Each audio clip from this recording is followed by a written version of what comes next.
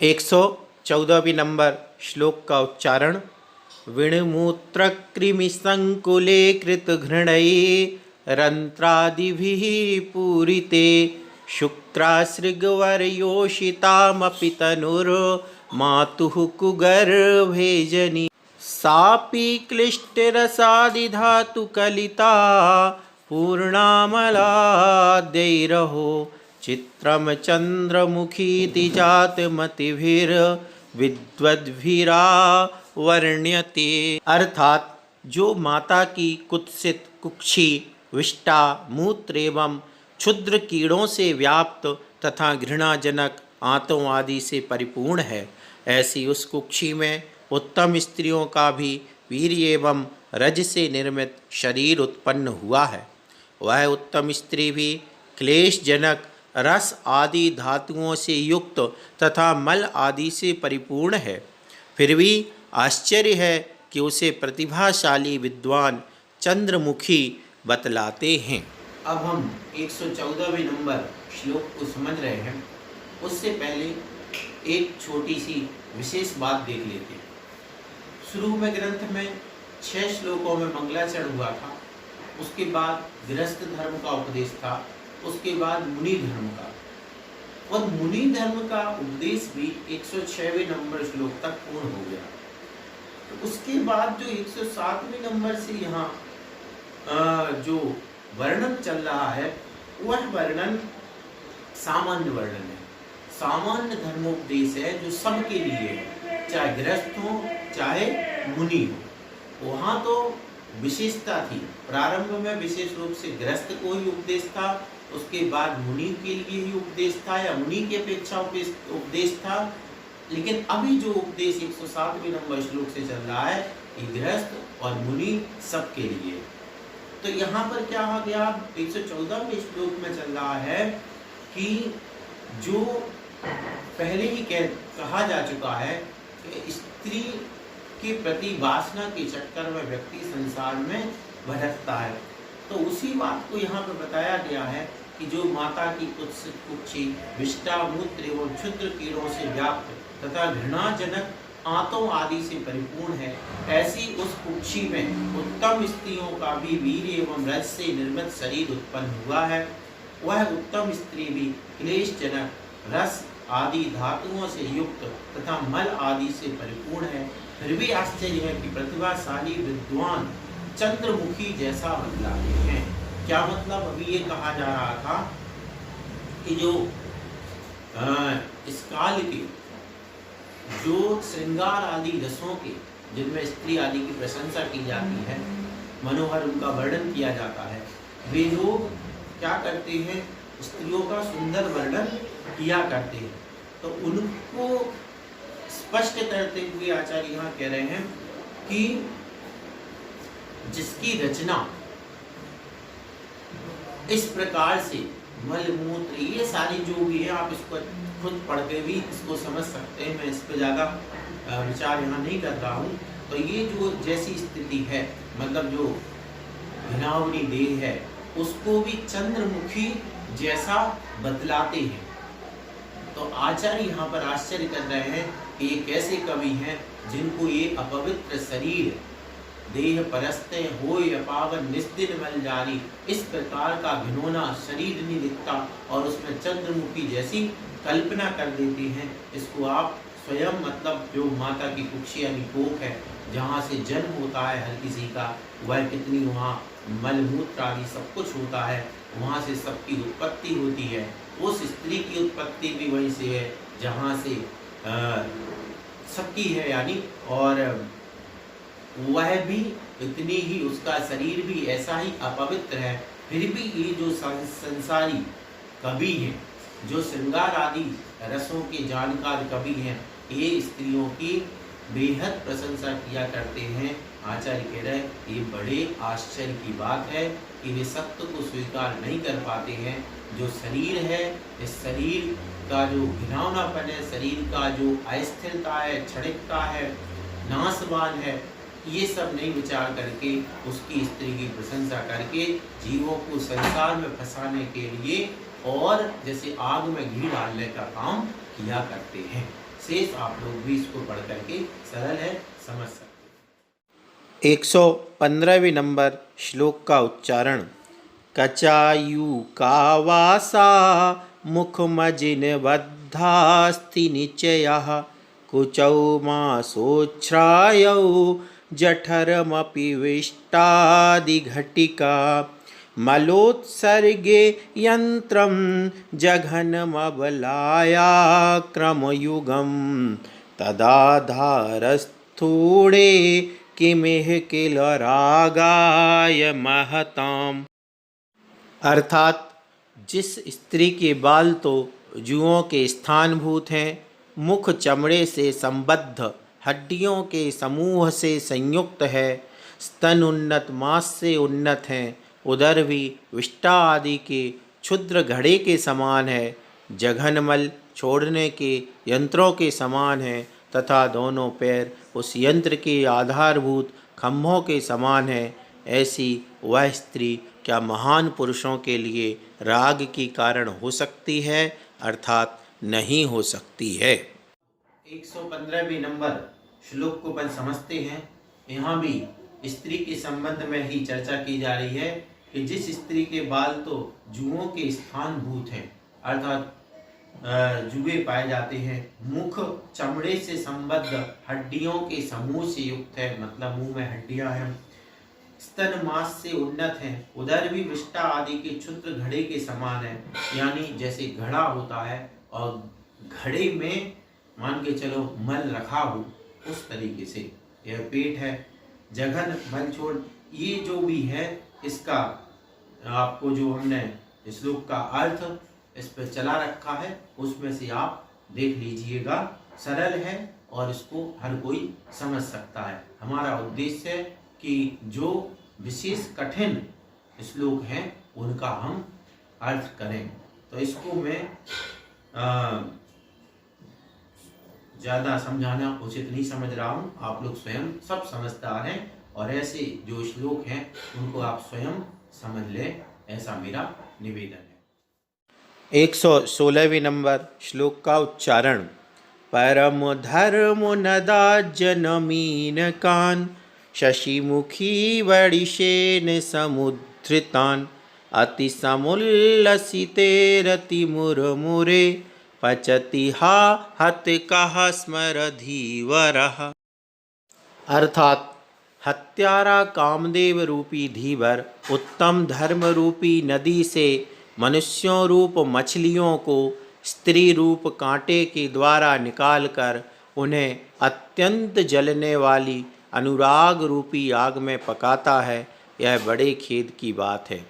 जिस प्रकार धीवर कांटे के द्वारा नदी से मछलियों को निकालकर उन्हें आग में पकाता है, उसी प्रकार कामदेव भी मनुष्यों को स्त्रियों के द्वारा धर्म से भ्रष्ट करके उन्हें विषय भोगों से संतप्त करता है।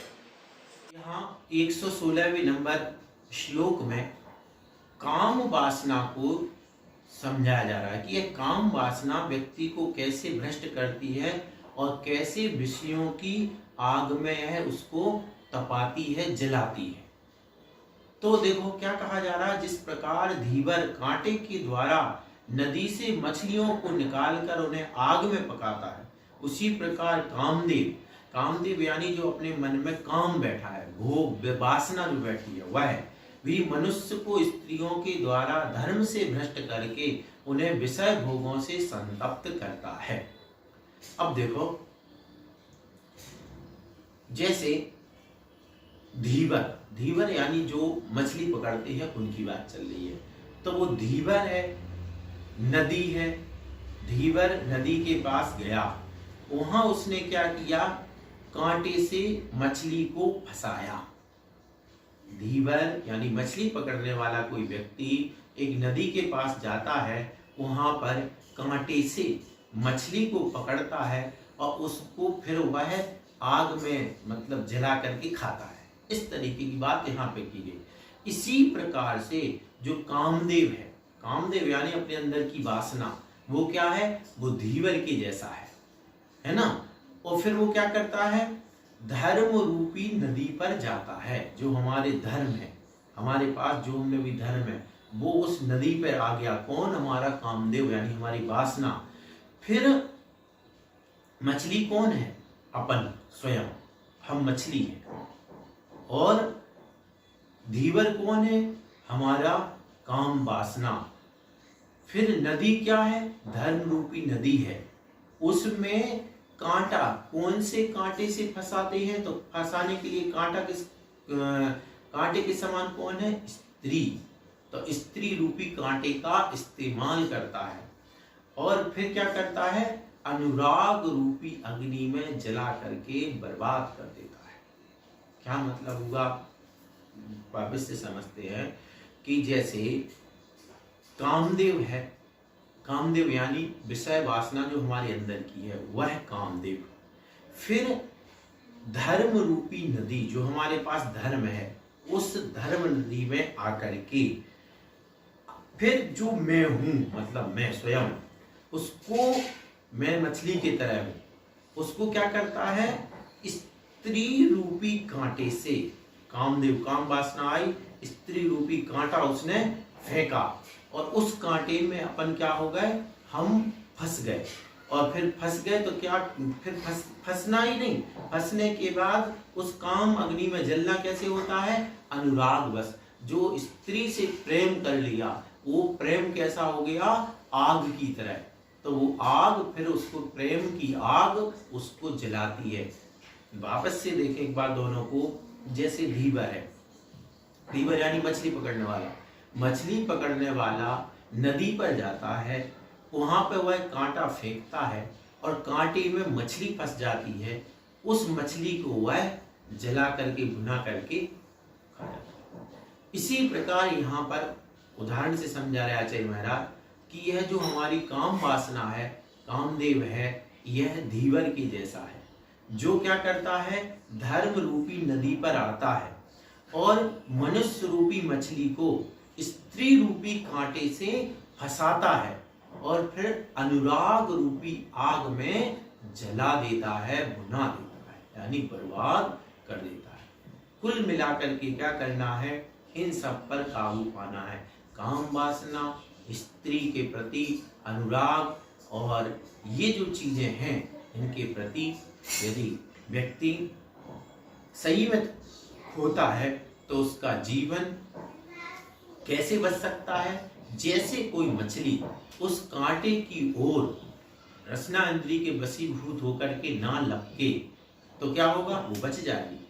इसी प्रकार से कामदेव ने स्त्री रूपी कांटा फेंका, सामने आपको प्रस्तुत किया है, और जो व्यक्ति उस इंद्रियों के बस होकर के उससे अनुराग नहीं करेगा तो वो भी संसार की जलन से बच जाएगा। सामान्य सा उपदेश है। 117वें नंबर श्लोक का उच्चारण।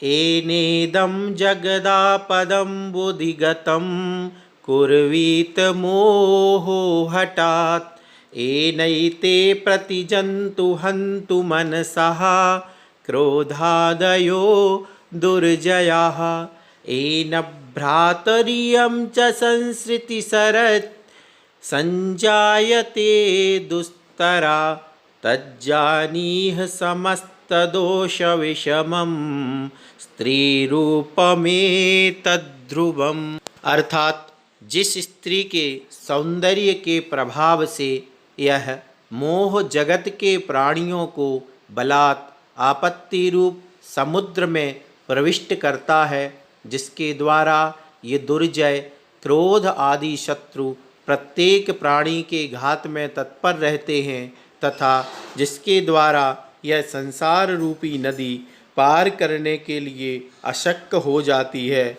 हे भ्राता, तुम उस स्त्री के सौंदर्य को निश्चयतः समस्त दोषों से युक्त होने के कारण कष्टदायक समझो। 17वें नंबर श्लोक में भी वही स्त्री को लेकर के बात चल रही है कि जिस स्त्री के सौंदर्य के प्रभाव से यह मोह जगत के प्राणियों को बलात् आपत्ति रूप समुद्र में प्रविष्ट करता है।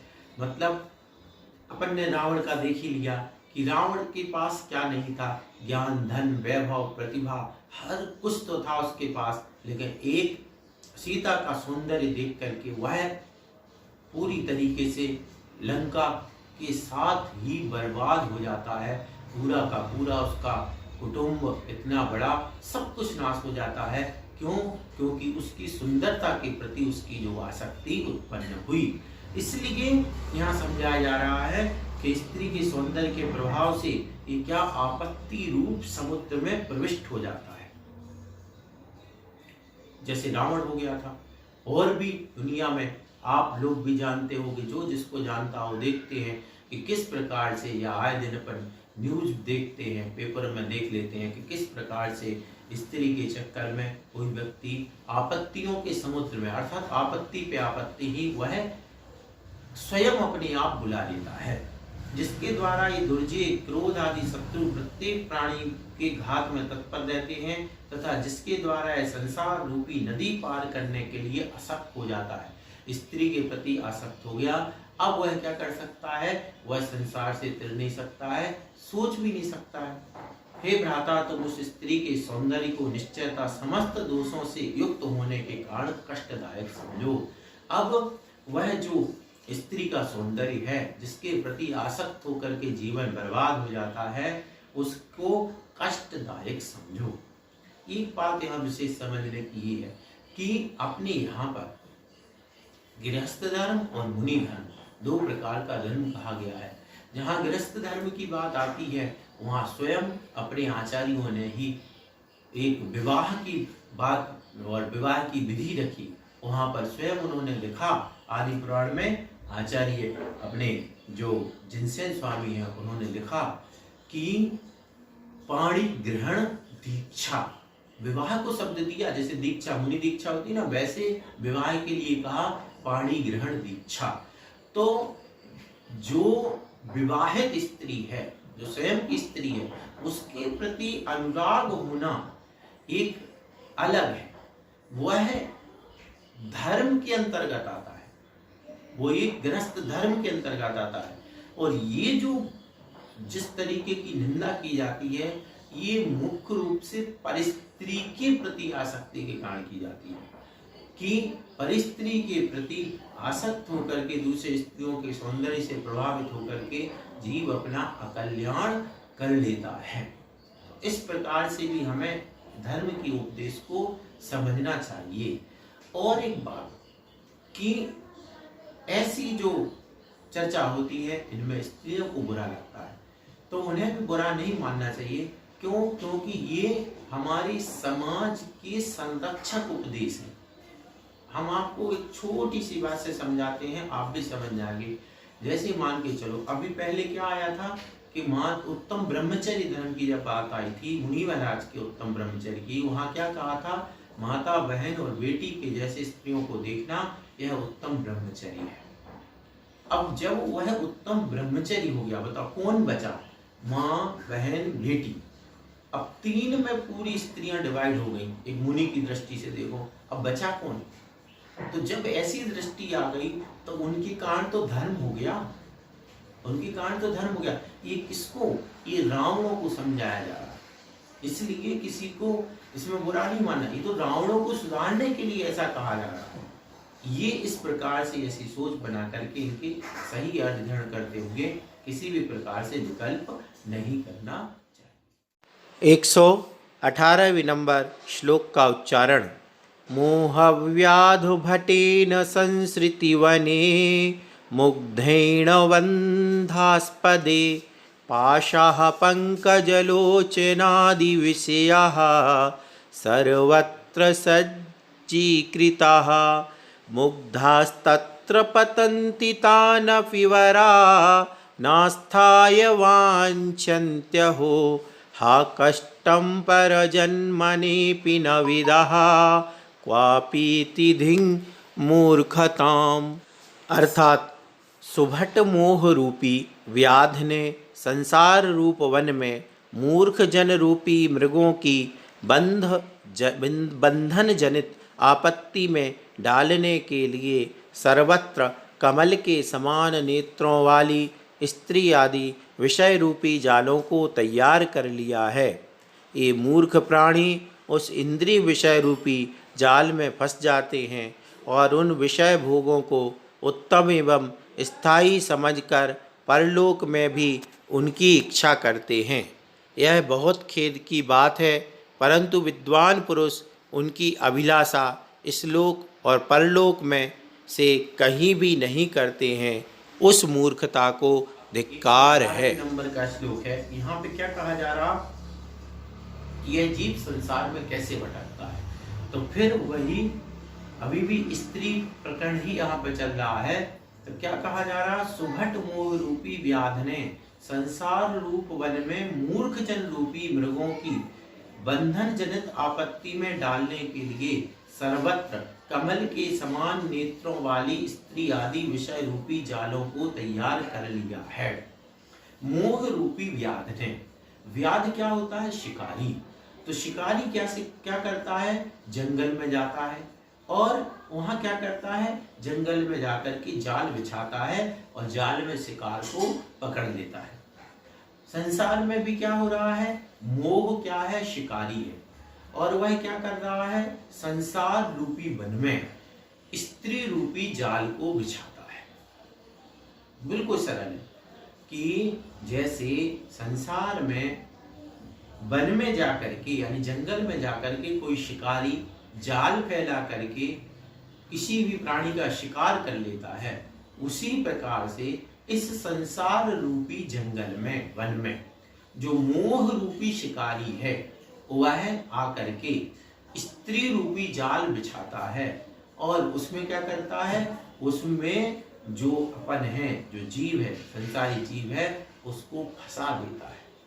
फंसा देने का मतलब फिर वह उससे निकल नहीं पाता है, उस जाल में ऐसा फंसता है कि फिर वह आत्म कल्याण नहीं कर पाता है।